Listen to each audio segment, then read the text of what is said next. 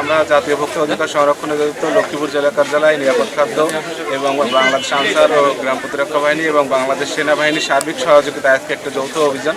আমরা গোপন সংবাদের ভিত্তিতে এখানে একটি ভেজাল নকল একটা আইসক্রিম কারখানার সন্ধান পাই। এসে আমরা দেখতে পাই বিভিন্ন অনুমোদনহীন ক্ষতিকর যে রং এবং কেমিক্যাল এবং কোনো উৎপাদনের তারিখ ছাড়া, এবং তারা বিভিন্ন বেনামে অর্থাৎ বিভিন্ন নাম ঠিকানা ইউজ করে তারা এই আইসক্রিমটা উৎপাদন করে আসতেছিল। আজকে তাদেরকে আমরা প্রশাসনিক ব্যবস্থা হিসেবে ভোক্তা অধিকার সংরক্ষণ আইন 2009-এর 37, 43 এবং 45 ধারায় মোট 2 লক্ষ টাকা আর্থিক জরিমানা করলাম। আর আমাদের এই মনিটরিং চলমান থাকবে। ওনারা অঙ্গীকার করেছেন ওনারা প্রপার ডকুমেন্টস লাইসেন্স ছাড়া এটা কার্যক্রম বন্ধ রাখবেন এবং সেই নির্দেশনা প্রদান করা হয়েছে। আর আমাদের এই ভেজাল নকলের বিরুদ্ধে অভিযান চলমান থাকবে। আরেকটু ঘরে কানিতে যাও তো। বিশ্বমানের থার্মিক্স রড, সালাম স্টিল থার্মিক্স, দেশের একমাত্র থার্মিক্স রড।